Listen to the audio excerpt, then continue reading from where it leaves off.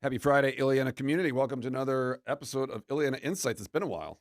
It's been a while. It's been a few weeks. I actually thought you found somebody else for a second. I was going to ask around to see if somebody else was kicking out podcasts, but no, it's just been busy. It's been busy. Yep. It's been a crazy start to the new year. Gotta admit, love the pants. Hey, thank you. It's very striking. There's actually an orange shirt under here. It is a monochromatic theme for our staff today. We're supposed to wear monochromatic clothes. So I went with orange, and my wife out the door commented that I look like a convict. And Don't go on the side of the road. I do have an orange trash. shirt on, but it's a little cold. It's a little cold today, so I threw a sweatshirt on. But yeah, it's the pants are loud. Monochromatic Monday. Yep. I got made fun of because I like to wear blues, so they say I didn't have to even change the way I dress. I always wear blue. No, and blue's your color. It is. Stick with it. Wait till we change the school colors to blue. Oh, there you go. We're not doing that. There's a podcast. Yeah, let's not do that. Yeah, we're doing a whole little thing with the staff this week, and we're trying to keep it secret from the kids. So by the time this airs, it won't matter. So do you want to know what tomorrow is? What else is going on? Let me know what tomorrow is. I believe tomorrow is it sandals with socks? Sandals with socks. Yeah. Wednesday, you got to wear wherever you went to college or your favorite team. Yep. And then Thursday is going to be interesting. You got to drink your coffee out of anything but a cup. Well, I didn't know that one. So we'll see where that one ends All right, up. We'll have to think about that. So I'm wearing my Harvard shirt on Wednesday, and then I got to think of something to drink coffee out. Okay, I can do that. I'm wearing the Harvard of the Midwest Trinity. There you go. I'll be doing the same. The Trolls. Couple of trolls. I don't even have a troll shirt. We got to work on that. All right, Super Bowl. Did it go the way you wanted last night? It kind of did. Like I wanted a little more of a game. Mm-hmm. I felt like game was over first half. Yeah. But it was nice to see a little bit of a change of pace. Though being a Bulls fan, I heard people complain about the Bulls and winning, doing three-peats and all that during the 90s. So you had a chance to maybe see some greatness with a three-peat, but didn't happen. Eagles were outstanding. They were. I was all about the Eagles. Yeah. I didn't want to see the three-peat. That's just me. You just like the color green. I do, so much so. Two little quick trivia questions, and we'll dive into a couple topics. Okay. How many, these are numbers, so it's pretty simple. How many board members do we have at Illiana Christian? What's the number? I want to say it's 18. Is that correct? It used to be 18. It used to be 18. Changed it a few years ago. Shrunk it. 14? A little higher. 15. Little higher. I thought you were going to go lower. I was going to say there's 16. We got 16. 16 people, and a little shout out to the board for all the hard work that they do. Why do we have an even number? Don't you think if you're voting on something, you want an odd number? I think the way it works, usually the president doesn't vote unless they break a tie, but Okay. It's kind of how it is. 16 is a good number. It's a lot of people. There's a lot of people, but they do a lot of work. There's a lot. Work. Yep. So thanks to the board for all of their work. And this other one I found out today, and it might be a little harder to nail it down, but how many faculty and staff do we have here at Illiana? Of course, you're going to use something like that. Mm-hmm. Faculty and staff. You get close. I'm not looking for, I'll give a range of a few here. 60? It's more than that. 64. About 10 more, and you're right on it. Wow. We're over 70? Yep. That's a lot of people. It is a lot of people. A lot of people make this thing go. Yep. So, again, thanks to all the faculty and staff. I mean, you got everybody you got bus drivers, you got custodians, you have people working common grounds. And speaking of common grounds, what do we got here? Well, I was looking for sourdough. What happened? Yeah, we're gonna have to save it for another day. I've been knocking out sourdoughs at home like it's my job, and I was supposed to bring a sourdough today, and I forgot. So we have a backup plan. So in Common Grounds, they have these breakfast sandwiches, and people rave about them. So I thought I'd bring one of these breakfast sandwiches. It's like a sausage, egg, and cheese on a croissant. Fresh. Mm-hmm. They are good. They're good. Perfect for the day after the Super Bowl. Mm-hmm. Which, do you know, state of Indiana is talking about making today a holiday. Really? It's in the news. Because nobody wants to go to work after the Super Bowl party? It's the second highest call out in sick days, although Well, I was in the gym this morning and it was a little light I bet. about me and three other people. So thanks for ringing. Those are good. Yeah. One of the other things you do, I found this interesting. So you do a leadership note to all of your coaches. How often do you do hmm those? Every week. Every week.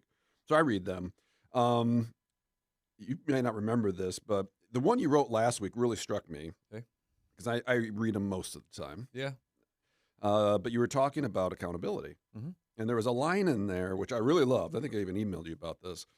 When somebody does something wrong or gets called on something, the quote was, the first impulse is not accountability, it's self-preservation. Can you talk about like that when it comes to coaches or just in general? I Yeah. thought it was a great line. Well, and I'll start with myself because and this is where a lot of it comes from is as soon as we have anything that might bruise our ego or bruise our image, I think we're so quick to want ourselves to look good in front of people. And I think it becomes just this image upholding that Mhm. is, it's not genuine, it's not authentic. And I think I mean, it's dishonest with people, but also I think people themselves are hesitant to be open because they're thinking like, wow, well, nobody else makes mistakes, so I don't want to be that person either. Mhm. So I guess that was the idea is that when you have something that might be a little bit image bruising or it might show like, hey, there's things I need to work on. I think being able to be real with people Mhm. and let them know, like, listen, I screw up too, and I want to be better. I think that um, that people appreciate that you can be real with them, and I think they're Absolutely. just as likely to be real with you. It's so hard though, because like your first reaction is so probably not the authentic one, and you Yeah, don't even know you're doing it. You no, almost got to step back after you already yeah, be like, "Oh, yeah, I was just, I just lied to you right there." yeah. Well, and I think the example I brought up was like, running late to something, right? I like to be on time to things, but I know if I'm on my way and I might be running late for something, without even trying to like think about it. One of the first things is, well, what excuse can I give as to why I'm late? Hmm. And I think that is it's just kind of embarrassing that that's the first thing that pops in your head. But I think it's just very real to talk about with people that, yeah, I mean we try to cover that kind of stuff up, but let's be honest with each other, and that's what leads to accountability. Yeah, it always cracks me up with kids at homework. I really appreciate the one where the kids just like, "Yeah, I just didn't want to do it." Yeah, please just tell me. I actually respect that a lot. I'm like, "All right," Tell me. 'cause Because you're running out of in-laws that have passed away as yes, to why why and you dogs and and dogs, you yeah. know, but yeah, thank you for doing those. Those Yeah. notes are a blessing. I know the coaches appreciate it. I appreciate it. And speaking of blessing, this is kind of where we're going to land today. Okay. I've been really kind of focusing on this. I think I told you the story. One of the things I tried to do this year is try and thank people sometimes who don't normally get thanked. Mhm. Um, so one of the things I was thinking is like flight attendants. For some reason, that one popped into my mind. They have a hard job, sometimes a very thankless job. Yep. They got to deal with people, Yeah, grouchy people. grouchy people. Mhm. So we decided on any flight I go on, I was just going to give the flight attendants a $25 gift card. Not much. So I've been on 4 flights now since I started this, and you would be amazed at what a $25 gift card does. It's crazy. Yeah. I just give it to them and say, you know what, I appreciate what you guys do. Yeah. Thanks for doing it. It's probably not a very appreciated job by people, but here you go. And they're blown away. Mm. Um, and and every flight, everything became free all of a sudden. All of a So sudden, yeah, this is on things opened up. United. So Yeah. one was with my family for Christmas, and all of a sudden the cart comes by with all the snacks, and they're throwing Pringles and gummy bears, and I mean, and just throwing it at the girls. We had so much, it just carried it out. And anything you want, like coffee, a drink, everything was free. And the one flight attendant even said, "Well, this is the golden ticket now." I'm like, I don't know Wow. what that means, but they, $25 gift card. yeah. And but what really was impressed, not that all of a sudden I'm getting free stuff, it was Mhm. more how much they appreciated being noticed. Yeah. And that was the challenge, I think, going forward is how can we notice people and be a blessing Yeah. to people? Like, and what are some things that we could do probably around here a little bit better? Yeah. Well, and I think a lot of that starts with just having like a heart that's bent on gratitude and being thankful for what maybe you just take for granted all the time, right? I remember um, when I was thinking about this and just thinking about the idea of gratitude and how much it's almost like it's talked about in the Bible as like a skill, Hmm. right? Almost something that needs to be practiced in order, and then you'll get better at it as time goes on. But just being grateful and appreciative of things that are just always taken care of for you, Yep. and then in return, what that person feels like when you appreciate them, who are they going to be appreciative of Right. after that? All right. I mean, look at how that could spiral into something awesome. So yeah, Well, that's even great. even with the flight attendants, they blessed me back, Yeah. which they didn't need to do. That wasn't the point. But it's so true. Like we mentioned numbers here, like 75 people make this place go, and like you said, we don't even think about it Yeah. sometimes. And how do we? I mean, I be a blessing to them because I really appreciate what everybody does in this building for kids and for the community. And I mean, give them $25 gift cards. But this morning I was walking through the auditorium, and the main amount of generosity of this community is such a blessing. Yeah. Yeah. So I guess one of the challenges, how do we get kids to do this too? Like challenge them to bless others because that's you got to think, you got to notice people, and that's a hard thing. You do. And I think there's some exercises you can do. I remember you've done this before with some of your Bible classes too, where you make kids write down uh, things that they are, I believe it's things they're thankful Hmm. for, right? Yep. And just the practice of opening your eyes and looking at how much that we're blessed and how much people bless us throughout our day, and just have that become a thing, and then challenge them to actually step out and thank those people, Correct. right? And to just let them know that they're recognized, that their work's Yep. appreciated.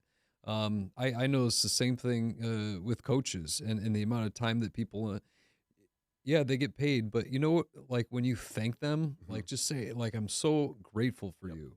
I think it's an amazing thing to do. Yep. Adding the words to it makes a huge difference. And I know I've been blessed by a lot of people over the years with gift cards. Mhm. So we appreciate that. But one of the challenges we're going to give to everyone out there is be a blessing. Yeah. Choose one person that maybe doesn't always get thanked and bless them with a gift card. But again, follow it up with the words because sometimes I think the words are more powerful than the gift cards. Yeah. I remember we talked about this a while ago. I don't even know if you remember it, but during time of year, there's times where things get crazy, and then there's just time where things slow down. And I remember us talking about like when it slowed down, just maybe picking some person, somebody who's helped out the school, and just reach out and just say thanks, Hmm. and how I don't know, an unsolicited thank you to recognize somebody, I think is a great thing to do, and it's something I need to do more of. But people do appreciate it when it happens. Absolutely. So that's the challenge. Be a blessing to somebody. Gift card and words. Yeah. Let's combine it. That's it for this episode. Our next one in 2 weeks. Hmm. There's some exciting news. Yeah, it's gonna be fun. Yeah, you're not going to want to miss it. We'll tease you with that. See you then.